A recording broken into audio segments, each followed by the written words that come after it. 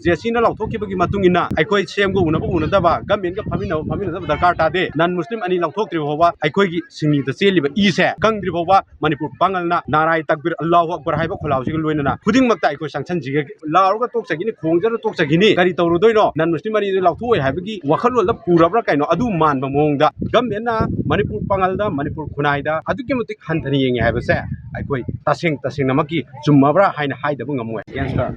increasing of non-Muslim members at Wakfabot WB committee ga akhoi khusam narakan yang thangi akhoi gi tongan ba club association punna punjan jarakanda sinjari banga sigi akhoi gi rally asi mass oina sinjari ba se akhoi tang ta tukta gi continuously lepalaitana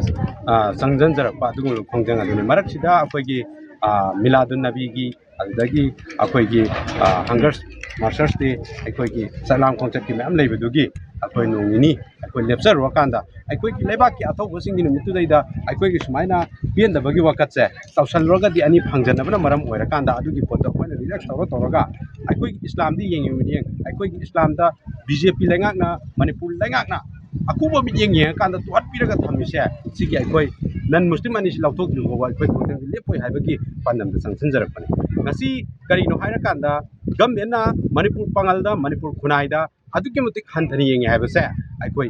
तसेंग नमकी चुम्मबरा हाइना हाइदबो ngam हाइबगी पोतु मसु अखोई की जेसिना थमजगे करिगिनो हाइबा मतमदा असुक कुइना Manipur पांगलगी cousin कुया थुंगना इरांग असिबु हौदुना तुम्बा मचे चाबा मचे तौरकांदा वक्फा बोर्डा आइट वक्फा बोर्डा none मुस्लिम अनि यावरिबसे लौथोदुना अखोई की मणिपुर पांगलगी तोंगान जगादगी अखोई सि लाउरइयेबा हाइरिबो लाउरिसिदैसिदा मणिपुर गवर्नमेंटना मणिपुर पांगल सिंगसिबु नमसल लकांदा हाइबा लाउरगा तोकसगिनि खोंजर तोकसगिनि करि तौरुदोइनो नन मुस्लिम अनि लौथोय हाइबगी वखलवल पुरबरा काइनो अदु मानबा मोंगदा अखोइदा लौथो अनि काना हाइजल मकांदा कमिटी की मियोसिंगदा नन मुस्लिम अनि लौथो मनिना इंगिल अमा पिरम मकांदा पुलौर मुठ्रगा इरांग सिनेम तरगा थेमगा थमाइरा कांदा हाइरिबा मखोइगी मुस्लिम दा टारगेट तौरिबा पोचे अदुम तौगनी हाइबगी वखलदो तौबिगनो जेसीना लौथोखिबगी मतुंगिना अखोई सेमगो उनबो उनदबा गवर्नमेंट का फमिनदबा दरकार तादे नन मुस्लिम अनि लौथोक्त्रि होबा अखोई की सिंगनी द चेलिबा इसे सि कंग्रि होबा मणिपुर पांगलना नाराय तकबीर अल्लाहु अकबर हाइबा खोलाउसिग लोइनना खुदिंगमक्ता अखोई सांसनजगी गनी हाइबा खोलाउसे सिसि अमसु गवर्नमेंट की साइड थम्मकांदा अखोई लेपा लेतना हाइबे एजिटेशन सिंगसे अखोई सांसन की गनी मणिपुर लेंगाकना